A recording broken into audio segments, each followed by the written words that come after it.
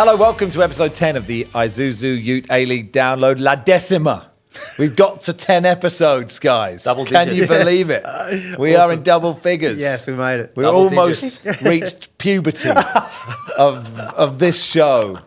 Because that comes earlier and earlier these days. Can I first, Archie Thompson, Norm Sakalovsky back with us. Wonderful to see. First time, 2 games in a row for the Macedonian. On a hat-trick. Yeah. On a hat-trick. Can you deliver at this level? Absolutely. Yeah. Yes. Just got to delay Tomo's flight, I think, next week. Totally. Are you after his gig full time? Nah, Okay. no chance. He's 8'10". That is true. I ain't touching the big man. Fair enough. No. It could get violent. It could. Couldn't it? But you could, like Tyson Fury, like put on like 30 stone and turn up and then see what happens. Achievable. Yeah, it is achievable. And it'll be a fun reality show. We take a Macedonian former Perth Glory player and see how massive we can make him before he boxes Denmark's 3rd greatest goalkeeper of all time. They put that on Channel 10. Now, can I apologise for my state of undress? I thought I had trousers in the office, but I don't. And we had a debate, do I steal some trousers from one of the teenagers that makes this show? And I actually thought, even though that would look kind of more professional, actually it's a bit ruder, isn't it? It's a bit ruder to say, you take your trousers off. And then, and then in 30 years' time, I'd be arrested, and I don't want that because... You know, I don't want to be cancelled, and I don't deserve to be. I'm a nice guy. Yeah. So this is why I cycled in this. It doesn't mean I'm not committed to the show. It does look lazy. It is Christmas, but I'm sorry. Do you accept my apology? I accept it, mate. Okay, results. If you don't know the results, it's sort of strange that you don't. But like here they are from this weekend. Began with a 3-3 draw between Adelaide United and Sydney FC. Not quite sure how Sydney got anything out of that game at the end, but they did. Bit of Douglas Costa work then. Then the wheels fell off Auckland. We've been waiting for this. Thank goodness. Great win for Western United. 4-0 over there. You know, if you're going to lose, do it like that. In the game we were all looking forward to, we thought there'd be chaos at the bottom of the table. There wasn't really a lot, but Perth Glory won 1-0. Then the Melbourne Derby. The bigger story is off the pitch, of course. Patrick Kisnorbo just said, I don't fancy this. And but look, a decent reaction from them. 1-1 draw. Western Sydney Wanderers hammered Wellington Phoenix 4-1. And there's a game tonight which we'll preview, despite the fact that you'll be watching this after that game has happened. Let's start then at Amy Park, Saturday evening. Melbourne Victory 1, Melbourne City 1. We're obviously going to talk a lot about the managerial situation, Archie, but what did you make of Victory's reaction to the news and all the kerfuffle? Well, just watching the game, it looked like business as usual for Melbourne Victory. They really dominated a large period of that City game. The front third looked exciting. I thought Reno Piscopo, when he got back into that starting 11, he didn't look out of beat at all. I know that he was starting a few games, got injured, was sitting on the bench, and we saw him make little appearances off the bench, but I thought he was just exciting. Every time he got the ball, he just wanted to make things happen. He's quicker. He's quicker than most people think. I think He's deceptive. Yeah, deceptive, man. Yeah. How quick he got the ball and looked to go forward and beat certain players. I thought he was great. But, a really, really good performance from Melbourne Victory. Probably disappointed they didn't take more out of the game, to be honest. Backer? BAU, business as usual. It was a really good derby. And like Archie said, looking back at it, Victory, I think with a couple of the subs that come on late in the game, Fornaroli, a really good attempt and gets pushed wide. Probably could have pinched that late and won the derby. But I mean, if we start the game early, Colin's goal is in a. Oh, It's a brilliant finish. Yeah, because that board is not. It's I think high it's sort and of mid-air Yeah. when he hits it, Arch. And Yeah. you're a former striker from Melbourne Victory, one of the greats. You'd be happy with that? Oh, mate, anything that's bouncing a little bit and the way that he kind of hit it sweetly. When it's up there, you have to get over it with your laces. Such a side foot with that control that's really impressive. Yeah, really, really impressive. And not taking anything away from City, I actually thought they started the game well. Really put Melbourne Victory under pressure with just a long ball in behind.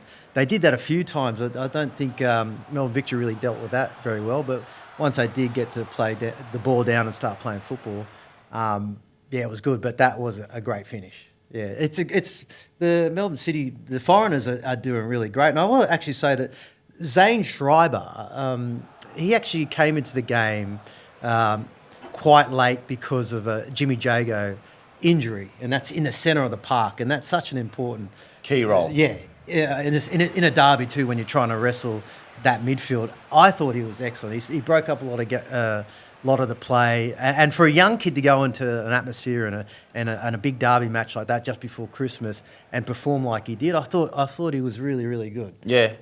Absolutely. And I mean, you look at Beachy as well, right? He had a great game. Yeah, Yes.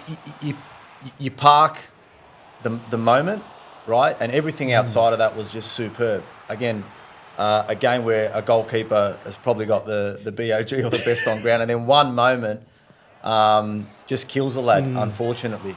But again, just goes up and straight through. I think there was a bit of protest there, but VAR cleared it. But yeah, it looked pretty minimal from where I was watching, Arch. I don't know how you saw it from your end, or Maxi from your end, but yeah. You're exactly right, because Beach was just unbelievable. And, we have to pick player of the match, and I had him at 3 points, and then that moment, like, they wanted to bin him completely. I was like, mate, you can't because his performance was really good for that moment. Unfortunately for Beach at the moment, those moments are costing points. So if you can just tidy those little things up, he's definitely a good keeper. he makes that mistake, and I think makes a superb save off Fornaroli later in that game. So at least has the bravery to pick himself up and kick on. And as good players, as pros, that's what you have to do. You're going to make mistakes in a game. How quick can you forget? Yeah. To use another... The crap gap, bro. The crap gap, as Ernie Merrick would say, or in Ted Lasso, it's think like a goldfish. Yeah. So 7 seconds and it disappears. Yeah. So crap gap. Let's go crap gap. No, 7 seconds. Let's go crap 7 gap. seconds 'cause- is a long time, though. Like, Is it? I think so. Well, let's try it, everybody.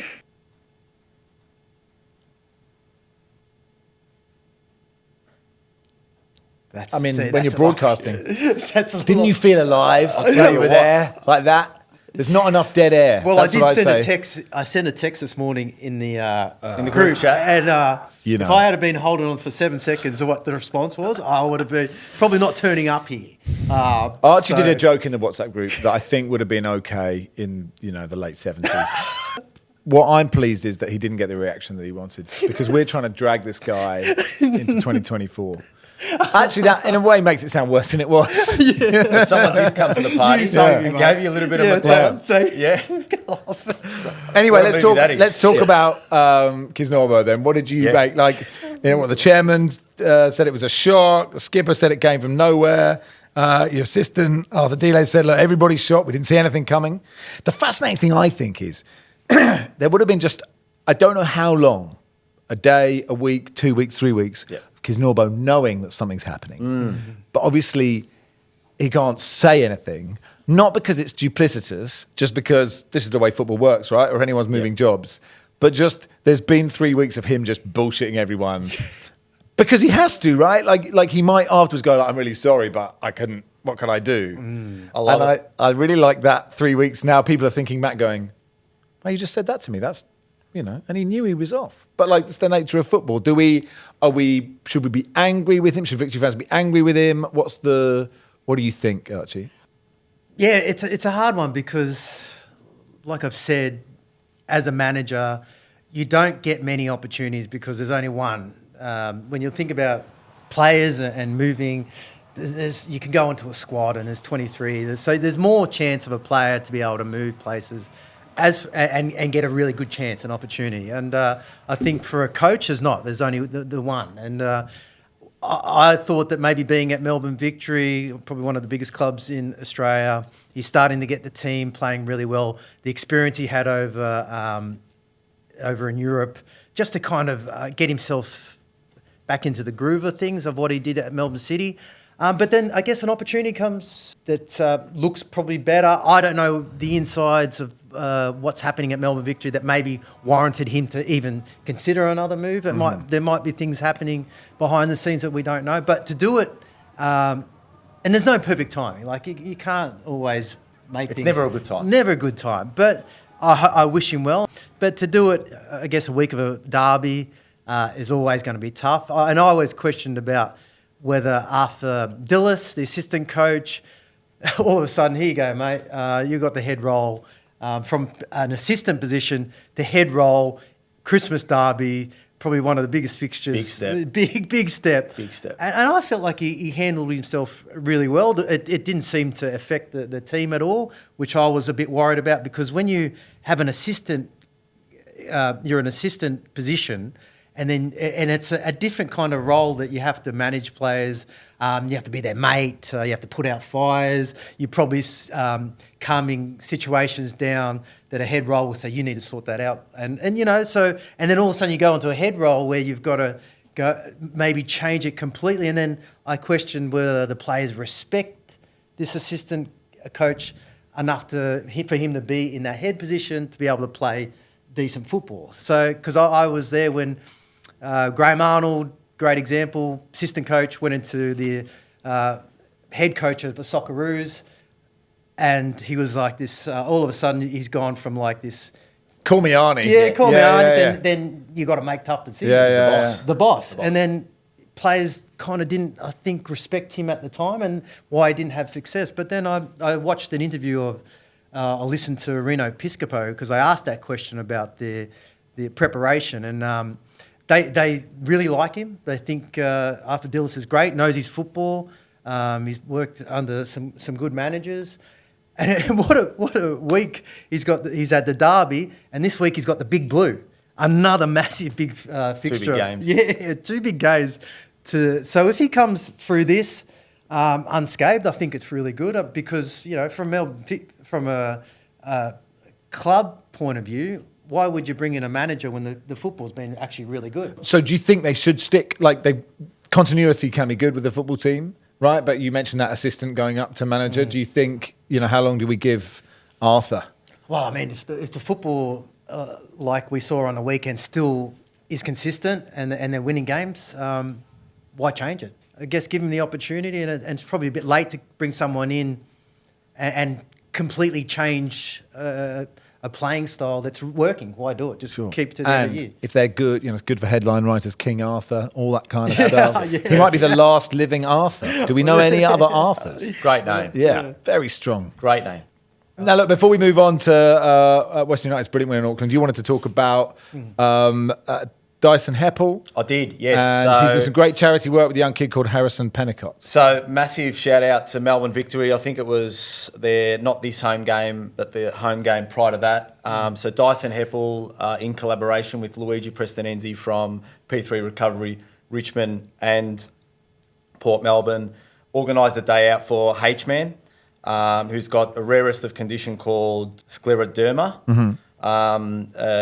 He's an absolute jet. Dyson's been doing everything that he can in his power to make all his wishes and dreams come true. And the day he had out at Melbourne Victory was the best day he had so far, right? So I think that speaks volumes. I guess shows that human element to what we do as footballers, as football clubs, and to be able to give back and give H-Man his best day ever. Yeah, it's brilliant. Who is, he's broken every life expectancy barrier, right? So he's absolutely punching well above his weight. Well said. And what is the point of sport? We sort of get caught up in results and all that, but this is it, right?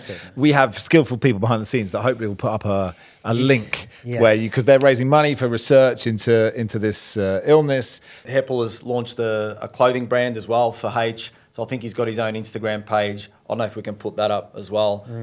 Please donate, buy some gear. Appreciate your support. Awesome, well said. Awesome. Let's go to New Zealand then. Auckland FC 0, Western United 4. And Archie, if the wheels are going to come off, and we have been saying they've been getting the job done without being spectacular. And I didn't see Western United going there and absolutely hammering them. No. But I wonder if actually Western United are the story from this game. It's so easy to go, they've won all these games, Auckland, and now they've been hammered. Fair call. But actually, we saw it last week. I had a great result for Western United last week because they didn't start the season brilliantly, and another brilliant one.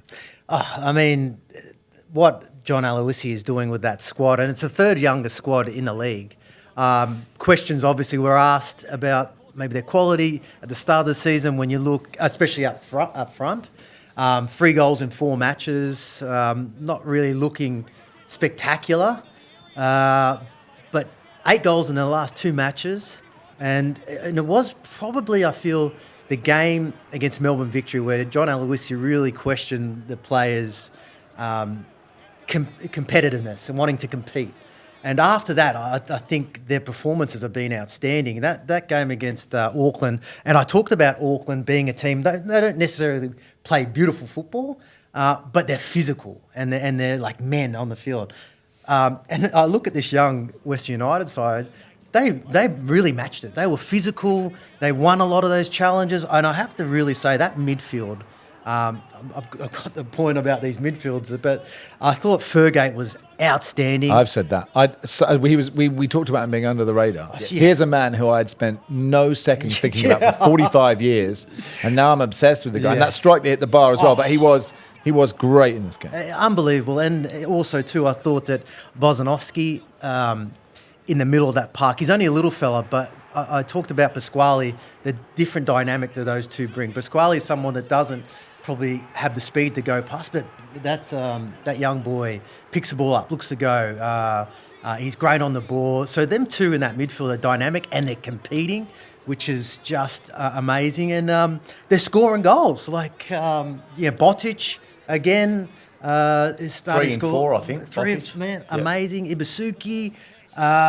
And Auckland, I don't know, you probably could say, but I feel they had the luxury of the first 5 games or so not changing their squad. So if you can keep an 11 on the field for that, and they're winning, but then you can start to see Daniel Hall not being there. They've had to tinker around a little bit. So it'll be an interesting period for them. Yeah, no, but for me, I think the focus here is Western, right? And I'm not too sure if it started when Johnny Aloisi and I had that chat. At that after hours function. That's a good point. So I don't want to take all the credit. However, Can I give you 70% credit? I had a short chat with him in the Qantas Lounge about, I would say, 7-8 months ago. When's your conversation? More recently. Yeah. 2 But weeks these ago. things all build, don't Yes. they? Yeah. Yeah, they snowball. Yeah, they do, exactly. Pardon the Christmas pun. Yeah. They No, snowball. absolutely correct. But really, within 34 minutes, they're 3-0 up. So really, really clinical. You talk about Bozanovsky, the lad from Middle Earth. He gets in the little gaps and just starts to distribute. And he's an absolute menace there. So for me, great work by JA. And I think you're right. He puts the players to the sword. And he says, "Can you deliver?" And they're starting to deliver at the right time. I think that pushes them up to In the 6, yeah. in the 6, Yeah. right? So they're in the 6 now, in a really good position, starting to build momentum. Probably started, I think we discussed it last week, against that game at home versus MacArthur, and building a good month's of football, a good month's worth of football now, leading into the Christmas period. So, from an Auckland perspective. Again, I still remember Chiefy's, I don't know if it's a spat or conversation with Corica about, not having to travel in that initial phase, and all of a sudden, it's starting to shift, a little bit of travel, some personnel change. So it will start to get a little bit more difficult for Corica and his group of players. So it'll be interesting to see how they rebound next week off the back of this performance, because you never want to lose 4-0 at home as well, considering that start. But I'm sure they'll regroup. For me, Western's a big story from this game. Yeah. Now, the chairman or owner of Western United, he keeps inviting me to games. I keep pieing him off. I mean, I'm busy. I've got a young child and another on the way, and I have work. But is it now time to jump on the... Sorry, I'm not going to name him, but sorry, Steve. But is it time to jump on the bandwagon? Yeah. Yeah? Get down to mine. We'll head down to Tarneet. We'll pick up Archie on the way through. Great. We'll get out to the west. Yeah. Grab a kebab. Okay. Bit of garlic sauce. What do you reckon, Arch? Are you in, Archie? Huh? Yeah? Get Maxie into Culture Town. You'll love it. Yeah, I'm in, mate. Can Steve organise tickets for everyone? Yeah, Put it yeah, in a yeah. box? All you have to do, message just it's just on all the socials, just at Steve, and he's Steve@hotmail.com. He's the first guy. He just got that one. Yeah, I once emailed years ago. I once emailed Dave@hotmail.com just to say, "Well done for getting this," because there's no response. But Massive. that guy must be like, "Hey, I got this one. I'm sticking with Hotmail. I'm Dave@hotmail.com." Yeah, just message Steve. Tickets for everybody. Where should we go now? Adelaide 3, Sydney 3. I mean, there were loads of chances for both sides, right? But to be 3-1 up in the 89th minute, you are going to be. I mean, this is not searing insight. It's disappointing not to win that football match, is it? And yeah, I mean, Costa was key to like all the goals, right? But I don't know. They're bad goals to concede those last two out. Yeah, from Adelaide's point of view, that's definitely 2 points that were thrown away. And we talk about maybe goalkeeping mistakes. Delyanov doesn't deal probably comfortably from a free kick from Douglas Costa, but you alluded to it. I thought Douglas Costa was outstanding. He's just got this ability. I mean, Swagger. Yeah. See, after the first goal, it just starts. Oh, mate. Just starts throwing hundreds out. Well, he's got Like it. he's at an Arab wedding. just starts shimming. Yeah, and the way he finished that, but I mean, yeah, the way he hit that ball was just beautiful, the first one. It but was like he's kicking that better than most people can kick it. Oh. You know, we actually don't spend a lot of time in football analysis talking about just the art of kicking a football. Yeah. It almost seemed like, well, we all know that, but there are players that can just kick it better than other players, and the way he strikes that ball is just pure. I've never been one that had to have technique to be able to hit a ball as hard like him. For me, it was all about sort of placement but he's got all of it. And I would say that was probably one of the best games that I've seen him play this year. He just wanted to get the ball, and he just has this knack of sizing up a defender where he gets the ball and then it's just casually, then all of a sudden, bang, he finds a yard. He finds a 2 yard. I can't imagine what he would have been like when he was in his, in his real peak. In his peak, yeah. To be even getting close to that guy. But I thought it was outstanding. But then, Adelaide, they look good. They really look good. Dylan Perez, he's been exciting since he's joined the club. That guy's speed is incredible. Archie Goodwin, another double, man. Gets his brace. Yeah, but definitely for Adelaide, 2 points thrown away. Was Costa lucky to stay on? I thought he was quite clever the way he smacked. Was it Ryan Kitto in the face? I think it's more shoulder than elbow. But do you think he knows what he's doing there? Absolutely he knows what he's doing. But and you shouldn't really smash your shoulder in someone's face. If there's a lesson, kids, that's it today. I don't know. Look, we're not playing mixed netball. Let's call that out first. Yeah. Have you played mixed netball? We did in Keysborough. Yeah, I have. I've played in the league, hard. And mate, it's tough. Oh, that is a quick sport. That actually doesn't get called, those sort of things. No. If you're playing in Moonee Ponds, we got expelled. Mixed Saturday on a mixed netball. Oh, did you get expelled? We got expelled. Yeah. Oh. What, for violence? Yeah. Well, you remember Ray Sokolovsky, my cousin, played for South Melbourne. Yeah, love Ray. What a guy. Do you know what? He's my favourite Sokolovsky. Razor Ray. Sokolovsky, I love Ray. Where So, are you, Ray? Come here. Razor Ray was the centre, and some peanut threw the ball at his head. Don't do that to Ray. That was the trigger for myself and one of the other cousins to spear tackle the opponent. Yeah, and that is frowned upon in netball. Most contact is frowned upon. So we literally UFC'd him and turned him into a bretzel. Yeah. And then the principal from Springer Sports Centre said, "Alt, We should put a team out. Yeah. All right. So I don't want Ray to spear tackle me just before Christmas. But anyway, what were we talking about? Oh, the shoulder. Costa's shoulder. That's it. Yeah. So did he mean it, Max? Yeah. He meant it. Yeah. I think he meant it. Was it a red card? No. I don't think so. Again, that's my view.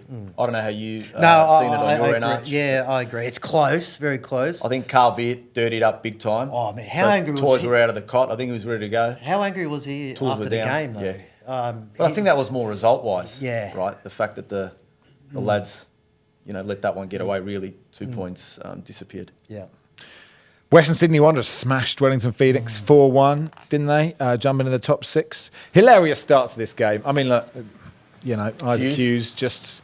Look, you can fall over. I remember back in the day was Raul Blanco. Raul Blanco was you remember Raul Blanco? Raul, Yeah, Australian coach. He was our Olympic coach. Right. Ollie Roos, I think. Yeah, Ollie Roos. Yeah, and if you see him, he's a little stocky. Right. Okay. Yeah, stocky. Little stocky I South can. American. You're painting pictures of words Yeah, there. very Beautiful. stocky. Right, I see what you mean. Spanish, South America. See, I think he's from Argentina. Argentina. Yeah, yep. And Ripper. we were in Argentina, and a ball came across to him, Yeah. and we're all kind of watching. Was And, this at training? Yeah, training. Okay. And he's gone to kind of give it a. Oh, yeah. Really, Yeah, yeah. And he's slipped and he's fallen. Oh no, like a turtle. He can't get up. Fallen, He's just lying there. He can't get up. fallen. And instead of saying, "Okay, I've fallen there," he starts doing ab crunches. Yeah, good there. He starts just doing ab crunches just to play it off like, you know what? I actually meant to do that so I could lay down and start doing ab crunches. And I think the boys just losing it at that because he just didn't want to say he was almost too proud to Yeah. say, like, I made it, I I fell rate here. that. But he's just gone Straight into a By hit the way, session. and you've redeemed yourself. Yeah. He's redeemed himself He has. after his crappy WhatsApp. Yeah. Banter. It's a great story. Well, yeah, And the it's thing is, Raul Blanco's still down. He's still down. He He's can't right himself. He's just there going, someone give me a hand here. He's up to 38 million crunches. Anyway, best of luck to Raul. Big fan of the show, I know he is. Anyway, Isaac Hughes.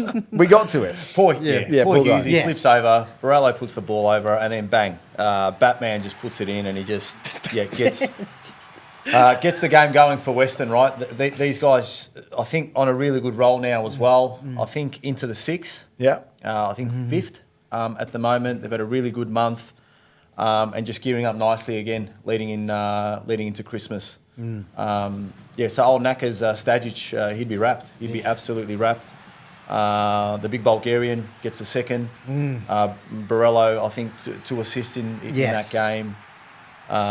Just cruising nicely. And then I think the last goal, Cicluna, he that dribbling form where he tackles himself probably deserves a yellow card and then gets up and an absolute ripper. Yes. But it is a shame because obviously he's Yeboa'd that pretty well, right? But in off the bar, and I'm not saying, if he's just if he puts an inch less height on it, then it bounces down and goes top of the net, which is the most beautiful sight in football. Yes. When it bounces out and we all have to hang about and wait and see and someone else puts it in, you're like, is that a goal? Has he scored it? It takes away from the strike. So you don't want to criticise a man for pelting one in from 20 yards and off the bar, but I am. Because I want it to go down and hit the top of the net. Fair play. I'm here to see perfection. Yes. Right? And he's frankly let Australia down. He's let us down. He's let Australia down. Yeah. But still, great strike. What do we do with Juan Mata? Well, I mean, the thing is that the way that Western Sydney are playing, I actually can't see him getting into that starting 11. We saw, he came on again. The game was already done. Yeah. But I just think that the way that Western Sydney attack, it's very quick. I did talk about the game last week against Brisbane. I just thought they fell really flat in trying to break that team down. This time you talked about with Borello making those 2 assists, they looked like they'd worked on something because every time a ball got played in, there was runners around. They were looking to bounce off. There was just something different about the way that they played. I can't see Juan Mata getting in that starting 11, just not with the way that Western Sydney are playing. So presumably that he will be good around the dressing room, right? Because he's a good guy and he's a real professional. And if he knows he doesn't merit a place, he'll obviously be frustrated, but he's not going to kick off. Having said that, he's probably being paid a lot of money, right? And obviously you can't just cancel someone's contract, right? But what do you try and say? Do you want to go somewhere else? There are other parts of Australia to look, travel around, get a big combi van, just go on a road trip. Nah, not the combi. I reckon you keep him there for the other reasons as well that Archie just alluded to, right? I'm sure he's adding a lot of value on the park and off the park in what he can give, the young group of players at that football club. Even though he's not playing and no player wants to sit on the bench, but I'm sure he understands that the team is doing quite well at the moment. And that opportunity will come. Yeah. Whether it's through injury, whether it's through a change in form, that opportunity will come. And I'm sure he'll play a more pivotal role on the park. But I think the role he's playing off the park not that I have any first-hand information. We're all speculating because he's a nice guy. Yeah, correct. And I'm not as close to Naka Stajic as I am to JA. But I'm assuming the value he's providing back a house is just as valuable, right, as what he would do on the park. And that's including, training sessions with the boys outside of that professional environment, where they're going out and about for coffees. But to be able to put your arm around a player and nurture them through is huge, right? And we probably don't have enough of these characters, whether it's Juan Mata or even ex-pros in Australia and A-League players around clubland to be able to do this. So no, I think it's a good thing. Keep him there and leave the combi for the winter months. Explain knackers to me. Explain knackers. I mean, I know in my mind, I know what knackers means, right? Yeah. But So I guess in the Aussie slang, you'd say knackers for a mate. okay. Yeah. All right. Yeah. So Aussie slang knackers is, hey mate, how you going? Okay. Hey knackers, how you going? Right. Yeah. So I could use it for anybody? You could use it for us. Okay. Knackers. But maybe knackers for Art, Butka for me. Right. Well done, knackers. Brisbane Raw 0, Perth Glory 1. We sort of wanted chaos in this back, and we didn't really get it, did we? No, look, it wasn't the most exciting game. But for me, for Strilla and my ex-football club, it's a massive win. And again, I know I've probably been saying it the last 2-3 times that I've been on the program, but hopefully it's a little bit of a start, little bit of momentum that they can build on. For Brisbane, it's back to the drawing board, and I think for Zatkovic, probably a little bit of pressure now starts to build. Again, I don't know whether that's internal pressure, external pressure, or The other pressure. All the above. Yeah. Okay. The other pressure. Yeah.